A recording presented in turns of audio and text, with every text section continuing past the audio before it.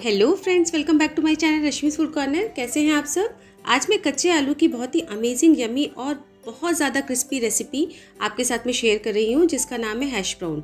McDonald's में तो हम सभी इसे खाते हैं, पर वहाँ पर ये बहुत कॉस्टली मिलता है, जिसके कारण बच्चों का मन ही नहीं भर पाता है। तो फिर क्यों ना आज हम इसे घर पे बनाएं और मैकडोनल्ड्स के मज़े घर पर ही उठाएं। तो चलिए फिर बनाते हैं। तो हैश ब्राउन बनाने के लिए ये मैंने 5 आलू थोड़े बड़े साइज़ के लिए हैं, और आलू की चॉइस हमें इस तरह से करना है कि आलू थोड़े से कड़े हों और मोटे छिलके के हों, तो उसके हैश ब्राउन जो बनता है वो बहुत ही क्रिस्पी बनता है। तो इन्हें सबसे पहले धो के मैंने छील लेना है। तो ये देखिए मैंने छील लिया है, और इसे पानी में डाल के रखना है, नहीं तो ये ऑक्सीडाइज हो जाएगा और काला पड़ जाएगा।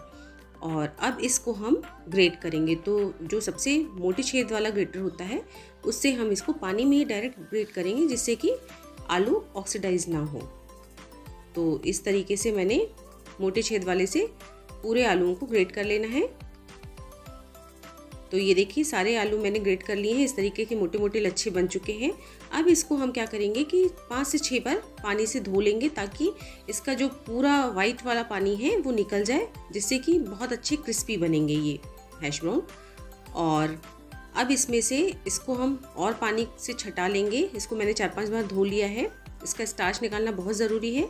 अभी क्या होता है कि लंबे लंबे लच्छे होते हैं, तो कई बार अच्छा नहीं लगता है, वो लुक अच्छा नहीं आता है हैश ब्राउन का।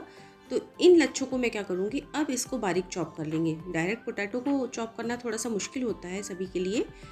तो इस तरीके से पहले लच्छे निकाल लेंगे, और लच्छों को फिर छोटे छोटे टुकड़ों में कट करना आसान हो जाता है। तो इस तरीके से अब मैंने इनको नाइफ से बिल्कुल छोटे छोटे पीसेस में कट कर लिए। जितने आपसे छोटे हो सके उतना कर लीजिए, और इसको भी फिर फटाफट से हम पानी में डाल लेंगे।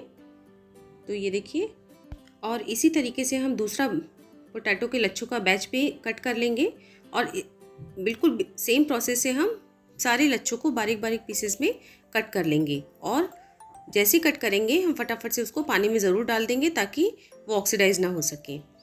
तो ये देखिए, ये सारे लच्छे मैंने पूरे कट कर लिए हैं, और इनको फिर से 4-5 बार पानी से धो दिया है। पानी से धोना बहुत ज़रूरी होता है, क्योंकि इसका स्टार्च नहीं निकलेगा तो उसमें क्रिस्पनेस नहीं आ पाएगी, वो क्रिस्पी नहीं बनेंगे हैश ब्राउन। तो स्टार्च निकालना बहुत ज़रूरी होता है। अब दूसरे बोल में मैंने बिल्कुल चिल्ड वाटर लिया है। अगर चिल्ड वाटर नहीं है तो नॉर्मल वाटर में आप आइस डाल लीजिए, और इसमें हम ये हमारे जो कटे हुए आलू हैं उनको डाल देंगे।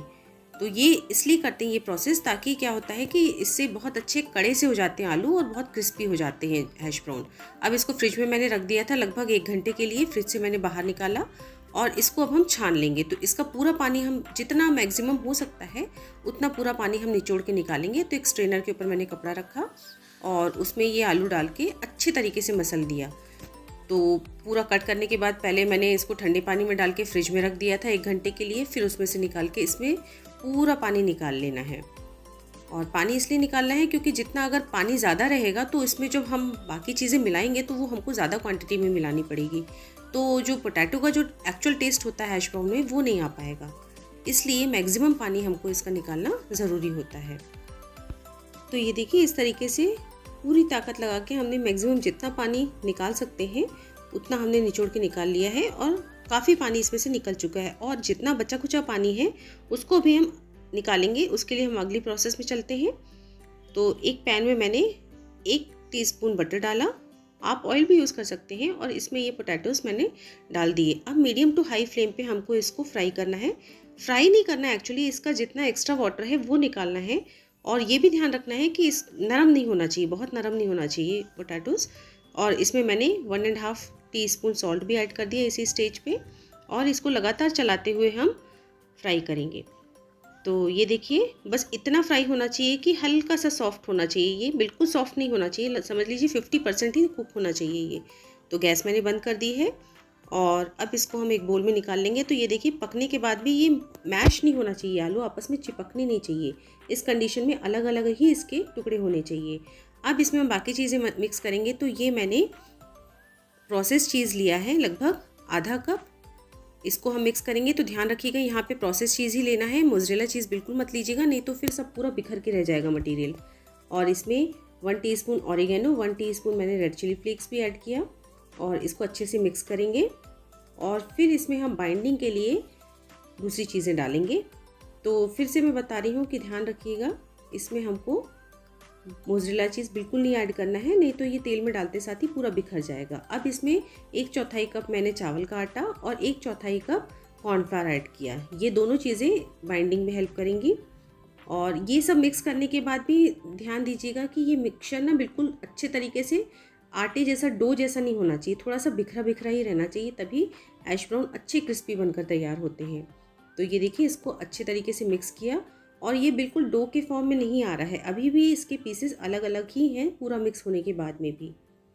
तो अब इसको हम हैश ब्राउन का शेप देंगे। तो इसके लिए मैंने एक बोर्ड के ऊपर बटर पेपर रखा और आप कोई प्लास्टिक शीट भी ले सकते हैं, उसमें ये हमारा पोटैटो का मटेरियल रखा और ऊपर से हम एक प्लास्टिक की शीट, नॉर्मल जो पॉलीथीन आता है घरों पे, उसको एक कट कर लेंगे, उसको रखेंगे और फिर इसको हम बेल लेंगे।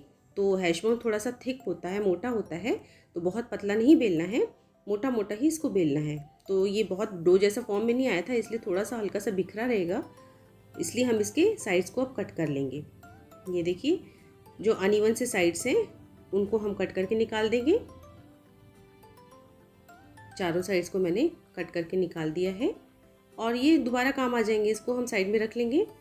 और अब इससे सेंटर वाले पीस से हम 3 हैश ब्राउन बनाएंगे। तो ये देखिए, ये भी अब इसके चारों जो एजेस है वो अनइवन से हैं, तो इसको हम शेप देने के लिए ऊपर से फिर पॉलीथीन रखेंगे, क्योंकि ये थोड़ा स्टिकी सा होता है मटेरियल, तो हाथ में चिपकता है। तो इस तरीके से पॉलीथीन से इसको हम शेप दे देंगे, वो बहुत आसान हो जाता है। और शेप देने में क्या होता है कि कॉर्नर्स जो इसके होते हैं, चारों कॉर्नर्स को थोड़ा सा राउंड शेप देना पड़ता है, बिल्कुल पॉइंटेड कॉर्नर नहीं होता है इनका, थोड़ा सा राउंड सा रहता है। तो इसलिए सेकंड वाले को भी मैंने बिल्कुल सेम प्रोसेस से किया और चारों कॉर्नर्स का थोड़ा सा गोल बना दिया। तो ये हमारे परफेक्ट हैश ब्राउन बनके तैयार हो गए हैं। और दूसरा भी मैं बताती हूँ, दूसरा तरीका आपको किस तरीके से बनाया जा सकता है। उसके लिए भी मैंने मटेरियल को सेम प्रोसेस से बेल लेना है। इसमें हमको थोड़ा सा पतला बेलना है, क्योंकि इसमें हम बीच में चीज़ की स्लाइस रखेंगे, प्रोसेस चीज़ की स्लाइस रखेंगे, तो थोड़ा सा पतला बेलेंगे इसको। और सेम प्रोसेस से इसमें भी क्या करेंगे, हम साइड्स इसके पूरे कट करके निकाल देंगे। ये देखिए, इसके भी साइड्स मैंने पूरे कट करके निकाल देने हैं और फिर इसको 4 पार्ट्स में डिवाइड किया। ये देखिए, इस तरीके से, और एक एक पोर्शन पे हमने चीज़ स्लाइस रखी और इस तरीके से दूसरा वाला पार्ट हमने इसके ऊपर रख दिया। अब इसको हमको चिपकाना है, तो ये स्टिकी होता है, मैंने आपको बताया। तो ऊपर से फिर हम पॉलीथीन की शीट रखेंगे और इस तरीके से हाथों की मदद से इसको, दोनों पार्ट्स को इसको चिपका देंगे। बहुत आसान है। और हैश ब्राउन का शेप दे देंगे। तो ये हमारा चीज़ स्लाइस वाला हैश ब्राउन बन के रेडी हो गया है। इसमें चीज़ स्लाइस की फिलिंग है। और एक और तरीका होता है हैश ब्राउन बनाने का, उसके लिए थोड़ा सा मटेरियल मैंने बोर्ड पे रखा, इसको भी हल्का सा बेला, और घर में कोई ग्लास है या इस तरीके का कोई ढक्कन है, उससे भी बहुत आसानी से बनाया जा सकता है। तो इसको क्या करेंगे, पहले सर्किल शेप में हम कट कर लेंगे, ये देखिए, और साइड का पूरा निकाल लेंगे बाहर जितना भी एक्स्ट्रा है, और फिर फिंगर्स की हेल्प से हम इस तरीके से प्रेस करते हुए हैश ब्राउन का शेप दे देंगे। बहुत ही आसान है, कुछ भी इसमें मुश्किल नहीं है। कोई भी ग्लास हो, ढक्कन हो, किसी से भी, जिससे भी आप सर्कल कट कर सकते हैं। पहले सर्कल कट कर लीजिए और उसके बाद उसको प्रेस करके हैश ब्राउन का शेप दे दीजिए। तो देखिए कितना आसान है। अब मैंने मीडियम टू हाई फ्लेम पे तेल गरम करके रखा है, उस पर हम हमारे हैश ब्राउन को डाल देंगे। तो ध्यान रखिएगा, बिल्कुल लो फ्लेम पे मत डालिएगा, नहीं तो ये बिल्कुल फैल भी सकता है मटेरियल, और इसमें ऑयल भी बहुत ज़्यादा भरेगा अगर बिल्कुल लो फ्लेम पे करेंगे। और एक बार एक तरफ से तलने के बाद धीरे से इसको पलट लीजिएगा। तो देखिए, हमने प्रोसेस चीज़ डाला है तो बिल्कुल आसानी से तल गए हैं, बिल्कुल भी मटेरियल बिखरा नहीं है। और ये देखिए, इस तरह से हल्का गोल्डन होने पे हम इसको बाहर निकाल लेंगे। तो कितनी आसान रेसिपी है, बिल्कुल रेस्टोरेंट की तरह हमारे हैश ब्राउन बन के तैयार हो गए हैं। इस मौसम में इसे ज़रूर बनाइए और बच्चों को खुश कीजिए। बहुत ही यमी रेसिपी है, बहुत ही, चाय के साथ में इसको सर्व कीजिए। अब ये मैं दूसरे जो हमने चीज़ स्लाइस वाले हैश ब्राउन बनाए थे उसको भी तल लेना है, गोल्डन ब्राउन होने पे उन्हें बाहर निकाल लेना है, ये देखिए। और बस इन्हें गर्मा गर्म हम सर्व करेंगे। और ये बहुत क्रिस्पी बने हैं, इनकी आवाज़ भी सुनिए आप।